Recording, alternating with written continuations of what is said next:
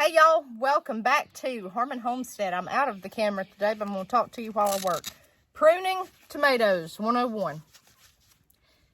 Get my gloves on here. We have a pair of pruners that we're going to use. Just some kind of tool to snip with. You can use scissors if you have to, okay?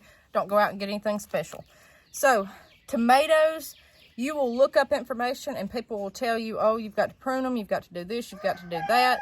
There are so many opinions on this. This right here is just my opinion and the best luck I've had with this, okay? These are our cattle panel tomatoes. If you can see here, I did a YouTube short on this, how to save money. Use an old sock as a tie, loosely tied on the panel. I thought that was a brilliant idea. It's been on it several days. They're doing great just to help stabilize them a little bit. But this cotton is stretchy. If you have like nylon pantyhose, anything like that, use that. Any kind of fabric. It'll expand, but again, very loose. So what I want to do over here with these tomatoes is prune them. There are two rules to pruning. First of all, do not ever prune a determinate tomato plant the way that I'm going to show you today. A determinate tomato plant, you have two types, determinate and indeterminate. The indeterminate tomato plant will grow until frost. It'll grow until frost or disease gets it. It'll just keep going. Unlimited, non-stop supply. A determinate plant will grow to a certain point and then stop. It's got a certain amount of fruit and it's done, okay? What we have here are all indeterminate varieties. This right here is an early girl tomato, one of my favorites. They bloom early. They do great in summer heat, southern humidity. What we're going to do on this cattle panel, we need good airflow because I planted my tomato plants technically diagonally 1 foot apart. If you're spacing them out 2 foot apart, 18 inches to 2 foot. Your tomato plant, you need to learn how your tomatoes look. You're going to have a main stem and then it's going to bifurcate somewhere in here and start branching off to make the vine. Okay, it starts vining out. But you've got your main line that goes all the way to the base. And again, it branches off that. If you have your main stem and the branch, something that will come up between it, and this is an excellent one. These little branches are called suckers. A lot of people will prune those off. Do not do that on determinate varieties. Now, if you're trying to get leaves off the bottom, just to keep it clean and nice and crisp, and all you're going to work on is kind of right down here, you can do that to determinate. Indeterminate, you can go through here and pull every one of these suckers. See this branch, this little leaf right here? That's a sucker. That's a sucker. This will actually make tomatoes. I do not like pruning suckers. They're there for a reason. And I just like them. But what I do not like is all these leaves at the bottom that's dragging in this dirt. See that? You don't want that because that's going to breed disease. So, when it's in hot weather, this past weekend it's been 89 each day here. It's humid. It's been storming on and off in the afternoons. These tomato plants will grow tremendously. Guys, when I tied this thing up, it was right there at the sock the other day, and now it's 1 foot taller, okay? They're growing fast. So we need to get these off. That's just what I like to do. If these branches are mud soaked, holes in them, the leaves are turning, get them off. There's no point to that, none. That is not going to take up chlorophyll and nutrients like the rest of this plant that's got beautiful green leaves. Get it off. This right here, he's not posing any kind of problem right now, but I don't want him there. So instead of getting the sucker right here that's coming off that branch, I'm going to leave the sucker and I'm going to cut this one. Cut it as close as you can. Get this off because we want good airflow. I want it to look like a tree base down here. I want it completely open. Essentially, I'm trying to make like little tomato trees. That's just my method.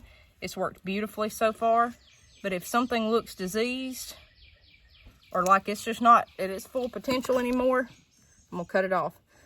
This is a little sunburn here. There's holes.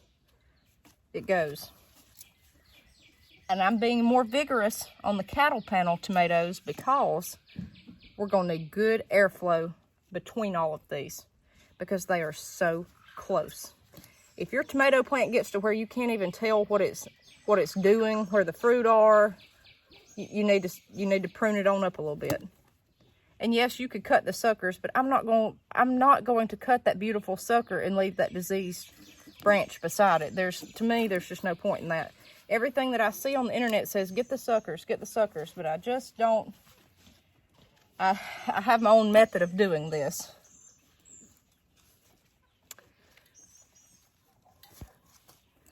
Let's pull that branch up. I don't know if you can see here. These little things, get them. They're of no use to us. None. Not right now. Now, if you can see the base of this plant, look at that. That's what we want. And we can continue to stabilize him up. This one right here is going to end up going, but right now it looks good. I'm going to let it take in all the chlorophyll it can. Then I'm going to go back and prune it. We're going to move on down here. Let's see if I can move the camera. Use this as the time to weed around your plants.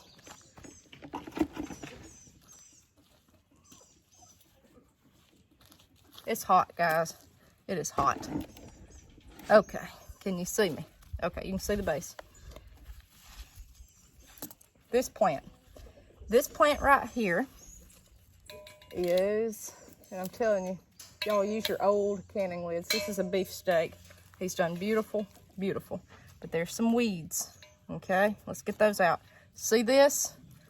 See that right there? Go. Don't need it, don't want it. Some of these you can even pull by hand. This branch on the other side, soaked in mud, holes in it, dragging in the water, go. Now, this little thing right beside it looks like the sucker. Don't know, but it'll take up nutrients, so I'm gonna leave it. But see, this is what you want to get off your tomato plants, that right there. See that? It's of no use to you.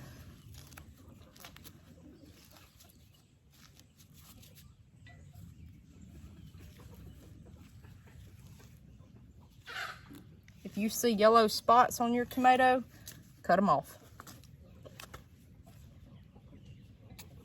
I don't want that on my plant. There's nothing wrong with it right now, but I don't want it there.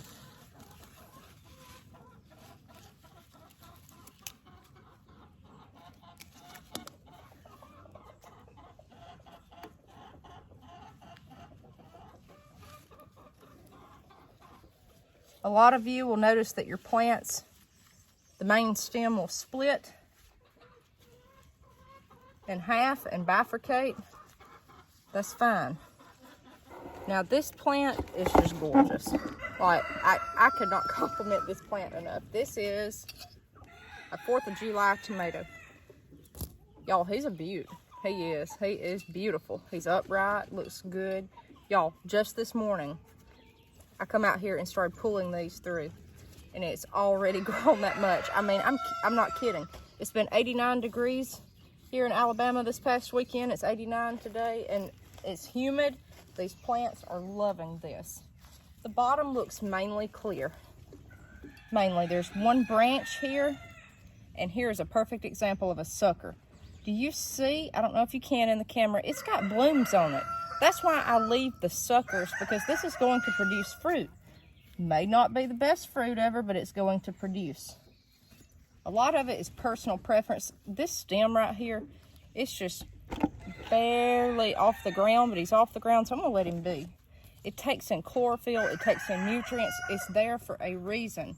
A tomato plant grows a certain way for a reason. That's how it was designed.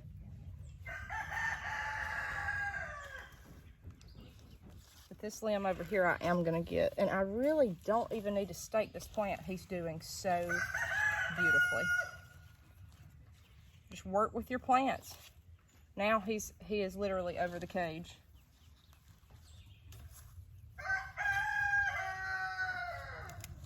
I'm not trying to prune suckers. I'm trying to prune anything that might look like disease. But if you do prune below your first flowers, okay? And make sure it's an indeterminate variety. Or either just pull off the bottom limbs, okay? That's all you need. You want good airflow. This plant, y'all, is the one I put the copper penny beside. It's looking good so far. So he's kind of pulled up off the ground anyways. And he's got tons of beautiful branches. We're just wanting to get him up off the ground to prevent disease. I've never seen a tomato this big. I mean, this is this young with this many. I mean, all these look like main stems. Look over here. Look at all that. I'm gonna tell you, I liked the results so much. I got more copper pennies, the ones before the early 80s. And I put them down beside my weakest looking tomato plants.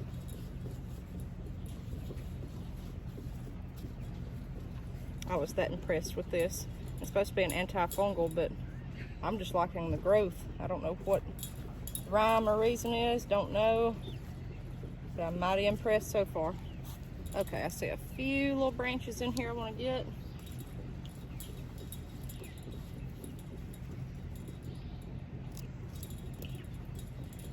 This right here is what you're worried about, okay? That. And so I showed you the other day pruning tomatoes. I'm going to show you the results. It's been 2 days and I want you to check these tomatoes out. So we're in the raised bed that I initially had when we first started this, and I want you to see these tomatoes, okay? All right.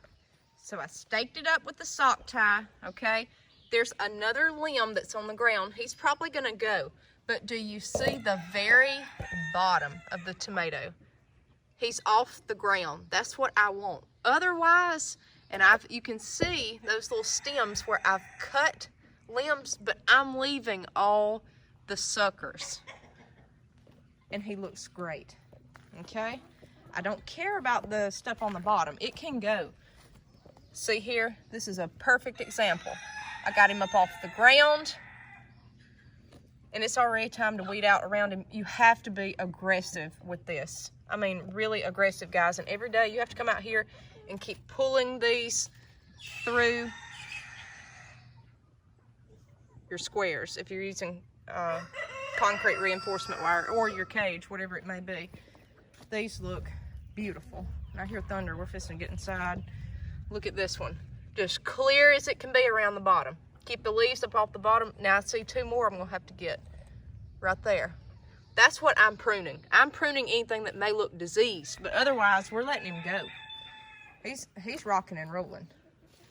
See, we're having to pull, pull, pull. Keep him stabilized.